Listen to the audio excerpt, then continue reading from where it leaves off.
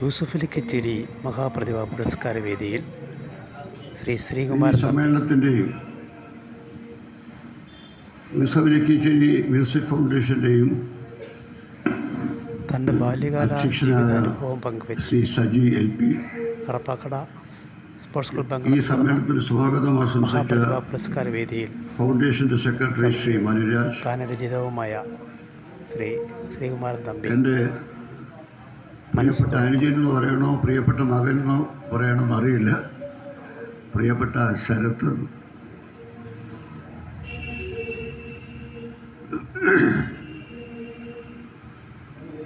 യൂസുഫ് അലി കച്ചേരി ഫൗണ്ടേഷൻ്റെ രക്ഷാധികാരി ശ്രീ K. ഹരികുമാർ, ഇവിടെ യൂസുഫ് അലി കച്ചേരി ആരാണ് എന്ന അതിമനോഹരമായി അവതരിപ്പിച്ച പ്രഭാഷകൻ ശ്രീ P. K. അനിൽകുമാർ, അദ്ദേഹത്തിൻ്റെ ഗാനങ്ങളെക്കുറിച്ച് സംസാരിച്ചു. പ്രിയപ്പെട്ട ലതിക, ആശംസാ പ്രസംഗം നടത്തിയ പ്രിയ സുഹൃത്ത് ശ്രീ RS ബാബു, ശ്രീ ചന്ദ്രകാന്ത് സി, എൻ്റെ മുമ്പിലിരിക്കുന്ന സുമനസ്സുകളെ എല്ലാവർക്കും എൻ്റെ അഭിവാദനം. ഏതാനും വർഷങ്ങൾക്ക് മുമ്പ് കമലാദാസ് എന്നും കമലാ സുവരയ്യ എന്നും അറിയപ്പെടുന്ന മാധവ്കുട്ടി എന്ന മഹാപ്രതിഭയ്ക്ക് ഞാനൊരു പുരസ്കാരം എൻ്റെ കൈകൊണ്ട് നൽകുകയുണ്ടായി. മുട്ടത്തുവർക്കി ഫൗണ്ടേഷൻ്റെ മുട്ടത്തുവർക്കി പുരസ്കാരമായിരുന്നു അത്. അന്ന് ഞാൻ ആ ഫൗണ്ടേഷൻ്റെ ജനറൽ കൺവീനറായിരുന്നു. എറണാകുളത്തുള്ള ഫ്ലാറ്റിലാണ് അന്ന് ഞാൻ ആമി ചേച്ചി എന്ന് വിളിക്കുന്ന മാധവക്കുട്ടി താമസിച്ചിരുന്നത്. പ്രശസ്ത നോവലിസ്റ്റ് സേതുവും ഞാനും മറ്റു പലരും ആ സമ്മേളനത്തിലുണ്ടായിരുന്നു. വീട്ടിൽ വെച്ച് തന്നെ, ഫ്ലാറ്റിൽ വെച്ചൊരു ചെറിയ മീറ്റിംഗ്. അന്ന് ഞാൻ ആ സമ്മാനം ആമി ചേച്ചിക്ക് സമ്മാനിക്കുമ്പോൾ മറുപടി പ്രസംഗത്തിൽ അവർ പറഞ്ഞു, സാധാരണ ചേച്ചിമാർ അനുജന്മാർക്കാണ് സമ്മാനം കൊടുക്കാറുള്ളത്, ഇവിടെ അനുജൻ ചേച്ചിക്ക് സമ്മാനം തന്നിരിക്കുകയാണ്. ഇതൊരു അപൂർവ നിമിഷമാണ്. അതുപോലെ തന്നെ ഞാനും പറയുന്നു, ഇതൊരു അപൂർവ നിമിഷമാണ്. കാരണം ഒരു വല്യേട്ടന് അനുജൻ, കൊച്ചനുജൻ സമ്മാനം തന്നിരിക്കുകയാണ്.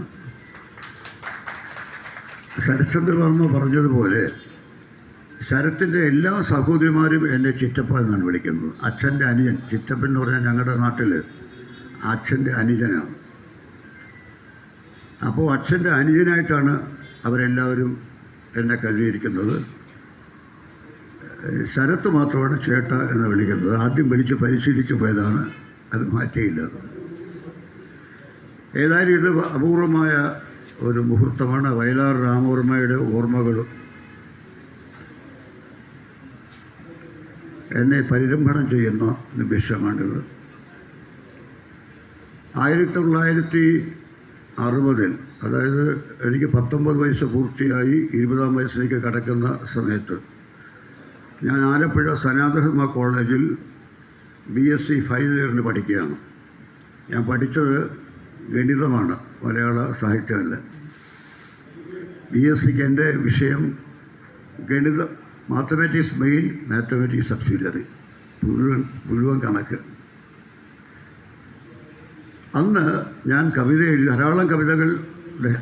നേരത്തെ ഇവിടെ അനിൽകുമാർ സൂചിപ്പിച്ചതുപോലെ അനവധി കവിതകൾ കുട്ടിക്കാലം മുതൽ 10 വയസ്സ് മുതൽ കവിത എഴുതുന്നു. അങ്ങനെ ആ കവിതകൾ പലതും നഷ്ടപ്പെട്ടു പോയി. പിന്നെ അവശേഷിച്ച കുറേ കവിതകൾ പുസ്തകമാക്കാൻ ഞാൻ ശ്രമിച്ചു. അപ്പോൾ ആ കവിതാ സമാഹാരവുമായി ഞാൻ കോട്ടയത്ത്, അന്ന് ബസ്സിൽ പോകാൻ പോലും പൈസയില്ല, അതുകൊണ്ട് കോട്ടയത്തേക്ക് ആലപ്പുഴ ബോട്ടിലാണ് പോയതാണ്. ബോട്ടിൽ വളരെ പൈസ കുറവാണ്, 2 അണ കൊടുത്താൽ മതി കോട്ടയത്തെത്തും. 2 അണ എന്ന് പറഞ്ഞാൽ ഇന്നത്തെ എൻ്റെ 12 പൈസയാണ്. അപ്പോൾ അങ്ങനെ ഈ കോട്ടയത്ത് ഈ എൻ്റെ കവിതാ സമാഹാരവുമായി പോയി. അന്ന് ഇന്നത്തെ DC ബുക്സിൻ്റെ സ്ഥാപകനായ DC കിഴക്കേമുറി നാഷണൽ ബുക്ക് സ്റ്റാളിൻ്റെ സാഹിത്യപ്രവർത്തക സഹകരണ സംഘത്തിന് കീഴിലുള്ള നാഷണൽ ബുക്ക് സ്റ്റാളിൻ്റെ മാനേജരാണ്. അപ്പോൾ അദ്ദേഹത്തെ പോയി കണ്ടു. ഞാൻ ഈ കവിത സമാഹാരം അദ്ദേഹത്തിന് കൈ കൊടുത്തു. അദ്ദേഹം ഇത് വാങ്ങിച്ച് നോക്കിയിട്ട്, കവിതയാണോ? വയലോപ്പിള്ളിയുടെയും ജി ശങ്കരപ്പിൻ്റെ കവിത വായിക്കാൻ ആളെയാണ്, പിന്നെയാണ് തൻ്റെ കവിത വായിക്കാൻ പോകുന്നത് എന്ന് പറഞ്ഞ് തിരിച്ചു വന്നു. സംഭവം വളരെ അദ്ദേഹത്തിൻ്റെ കാഴ്ചപ്പാട് വളരെ ശരിയായിരുന്നു അന്ന്. പിന്നെ DC കുഴക്കമ്പലി DC ബുക്സ് തുടങ്ങിയപ്പോൾ എൻ്റെ പുസ്തകം ചോദിച്ചു. അത് വേറെ, അത് കാലത്തിൻ്റെ മറുപടിയാണ്. അപ്പം അങ്ങനെ ഞാൻ തന്നെ ഈ പുസ്തകം പ്രസിദ്ധീകരിക്കാൻ തീരുമാനിച്ചത്. അതിന് പണമൊന്നുമില്ല, വളരെ ബുദ്ധിമുട്ടാണ് പഠിക്കുന്നത്. വല്യേട്ടനാണ് പഠിപ്പിക്കുന്നത്. PV തമ്പി എന്ന പ്രസ് നോവലിസ്റ്റ് എൻ്റെ വല്യേട്ടനാണ്. അപ്പം അദ്ദേഹമാണ് പഠിപ്പിക്കുന്നത്. അപ്പോൾ ഉച്ചയൂണ് ഒഴിവാക്കി. എന്നാൽ ഉച്ചയൂണിന് ഇന്നത്തെ കാലഘട്ടമല്ല, ഒരു ഹോട്ടൽ, ഞങ്ങളുടെ കോളേജിൽ എതിർവശത്തുള്ള രാമേന്ദ്ര വിലാസ് എന്ന ഹോട്ടലിൽ ഊണിന് 30 പൈസയേ ഉള്ളൂ. 30 പൈസ നിങ്ങൾക്ക് സങ്കല്പിക്കാൻ കഴിയും. അത് 30 പൈസ കൊടുത്താൽ ഊണ് കിട്ടും. വളരെ വിഭവസമൃദ്ധമൊന്നുമല്ല, സാമാന്യ ഭേദപ്പെട്ട ഊണ് കിട്ടും. ഞാൻ എന്ത് ചെയ്തു? ഉച്ചയൂണ് ഒഴിവാക്കി. അങ്ങനെ 30 പൈസ ചേർത്ത് വെച്ച് ഉണ്ടാക്കിയ പണം കൊണ്ടാണ് എൻ്റെ ആദ്യത്തെ കവിതാസമാഹാരം അച്ചടിപ്പിക്കുക. ഞാൻ തന്നെ അച്ചടിപ്പിക്കുകയായിരുന്നു. ആലപ്പുഴയുള്ള ഒരു പ്രസ്സിൽ, ഭാസ്കര വിലാസ് പ്രിൻറ്റിംഗ് വർക്ക്സ്, അവിടെ കൊണ്ടുപോയി കവിതകളെല്ലാം കൊടുത്തപ്പോൾ ആ പ്രസ് ഉടമസ്ഥൻ പറഞ്ഞു, ഇത്രയും കവിതകളൊക്കെ ചേർക്കണമെങ്കിൽ പൈസ പോരാ, അതുകൊണ്ട് നമുക്കൊരു 12 കവിത ഉൾപ്പെടുത്താം. അങ്ങനെ വെറും 12 കവിതകൾ. അപ്പോൾ ചെറിയ പുസ്തകമാണ്. ആ 12 കവിതകൾ ഉൾപ്പെടുത്തി ആണ് അത് പ്രസിദ്ധീകരിക്കുക. എഴുതണം. അന്ന് എൻ്റെ മുന്നിലുള്ള 2 കവികൾ മഹാകവിജിയും P. കുഞ്ഞിരാമൻ നായരും വൈലോപ്പിള്ളിയൊക്കെ ഉണ്ടെങ്കിലും ഗാനങ്ങളോടുള്ള താല്പര്യം മൂലം എനിക്ക് P. ഭാസ്കരനെ മൈലാറമ്മയാണ് ഏറ്റവും അധികം ഇഷ്ടം. കാരണം അവരുടെ പാട്ടുകൾ ഞാൻ നിരന്തരം കേട്ടുകൊണ്ടിരിക്കുകയാണ്. P. ഭാസ്കരൻ മാഷ് അന്ന് മദ്രാസിൽ താമസം. എനിക്ക് എത്തിപ്പിടിക്കാൻ പറ്റില്ല. ആലപ്പുഴയ്ക്ക് അടുത്താണ് വയലാർ. പിന്നെ എനിക്ക് പെട്ടെന്ന് എത്താൻ കഴിയ സ്ഥലം വയലാറാണ്. അപ്പോൾ അദ്ദേഹത്തെ വയലാർ രാമവർമ്മയുടെ ഒരു സുഹൃത്ത് വിളിച്ചുകൊണ്ടാണ് ഞാൻ അവിടെ ചെല്ലുന്നത്. ആ ദിവസം എനിക്ക് ഒരിക്കലും മറക്കാനാവില്ല. അതിനെക്കുറിച്ച് ഞാനൊരു ലേഖനം കൗമുദി ആഴ്ചവെപ്പിൽ പിൽക്കാലത്ത് എഴുതുകയുണ്ടായി. കാരണം അദ്ദേഹം ഒരു വിദ്യാർത്ഥിയോട് സംസാരിക്കുന്നവരല്ല എന്നോട് സംസാരിച്ചത്, ഒരു സഹപ്രവർത്തനോട്, ഒരു കൂട്ടുകാരോട് സംസാരിക്കുന്ന സ്വാതന്ത്ര്യത്തോടുകൂടിയാണ് സംസാരിച്ചത്.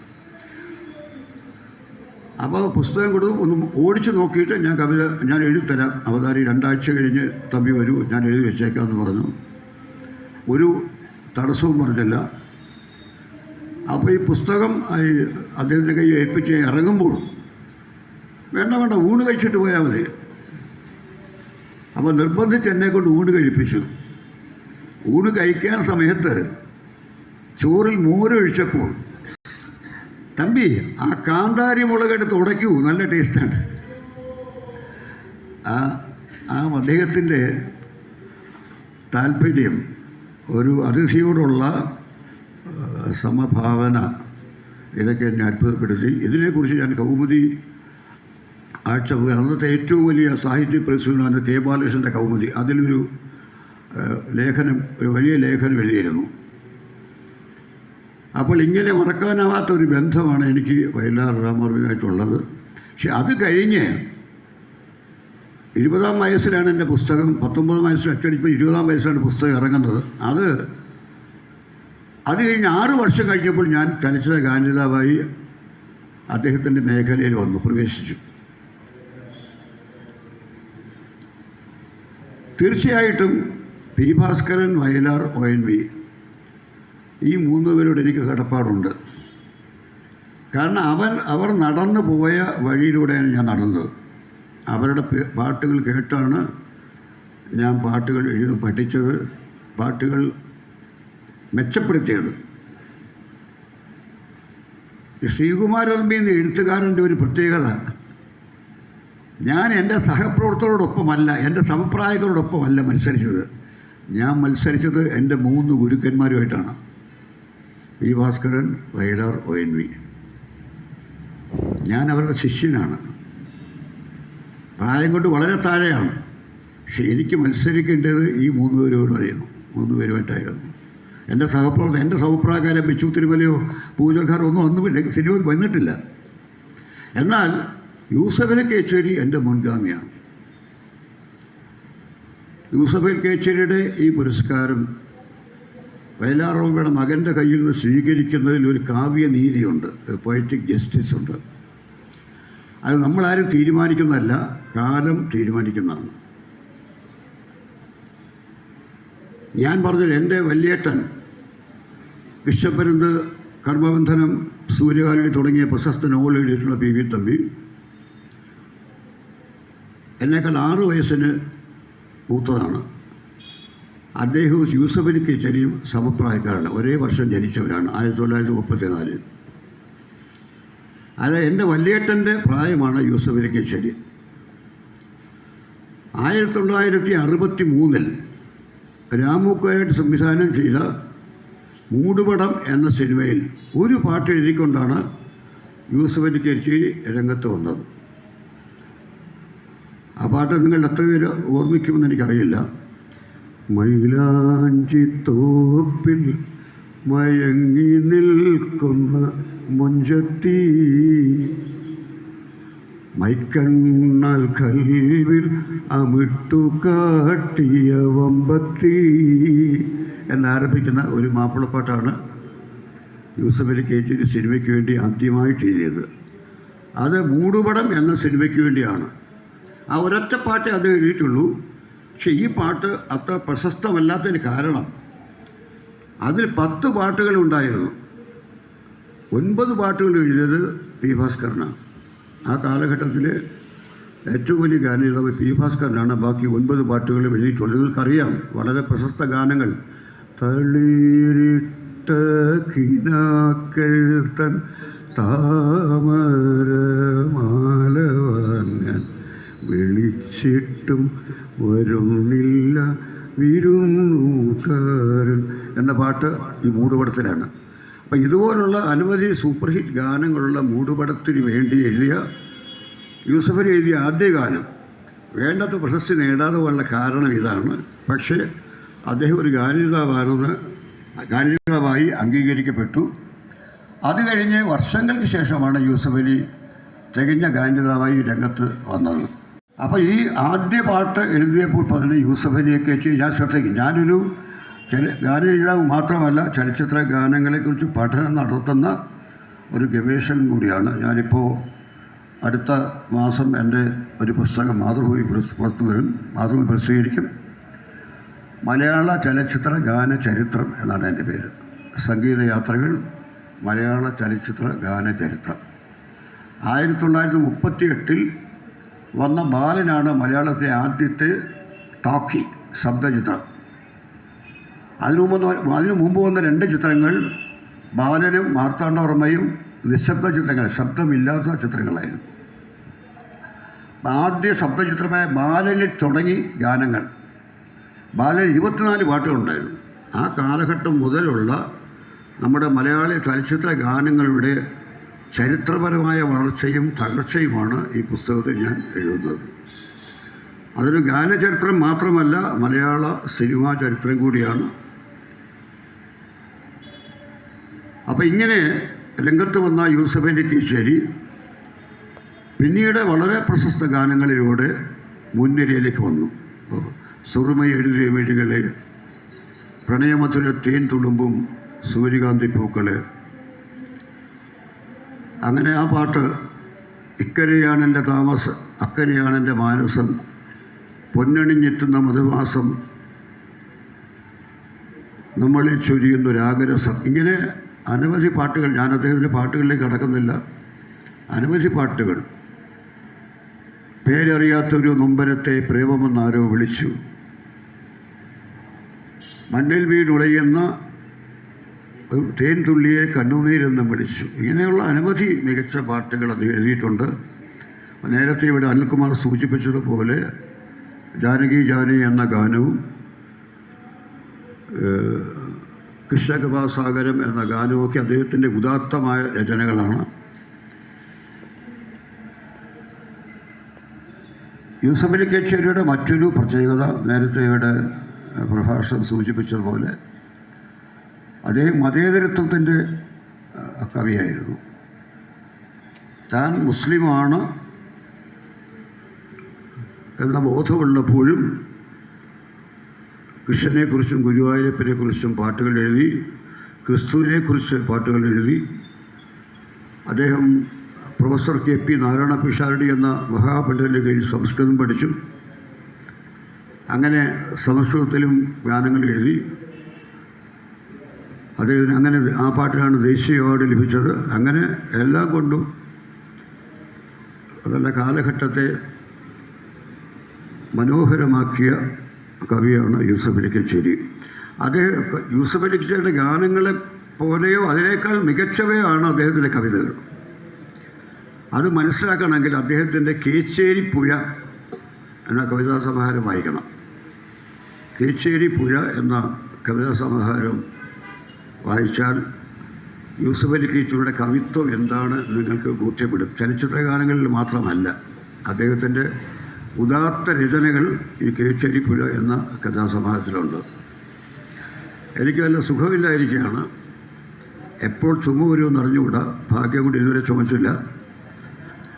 അതുകൊണ്ട് ഞാൻ എൻ്റെ പ്രഭാഷണം ദീർഘിപ്പിക്കുന്നില്ല. ഈ യൂസഫ് അലി കേച്ചേരി മ്യൂസിക് ഫൗണ്ടേഷൻ്റെ പുരസ്കാരം വളരെ സന്തോഷത്തോടുകൂടി സംതൃപ്തിയോടുകൂടി ഞാൻ കൈനീട്ടി വാങ്ങുന്നു. ഇതിനെ തീരുമാനമെടുത്ത യൂസഫ് അലി കേച്ചേരി മ്യൂസിക് ഫൗണ്ടേഷൻ്റെ പ്രധാന പ്രവർത്തകരെ സജി, മനുരാജ്, ഹരികുമാർ തുടങ്ങിയവർക്ക് ഞാൻ നന്ദി പറയുന്നു. ഒരിക്കൽ കൂടി പറയട്ടെ, യൂസഫ് അലി കേച്ചേരിയുടെ പേരിലുള്ള ഈ പുരസ്കാരം വയലാറിൻ്റെ അനശ്വരനായ വയലാറിൻ്റെ പുത്രൻ്റെ കയ്യിൽ നിന്നും എനിക്ക് സ്വീകരിക്കാൻ കഴിഞ്ഞത് കാലത്തിൻ്റെ കാവ്യനീതിയാണ്. Poetic justice of time. നന്ദി, നമസ്കാരം.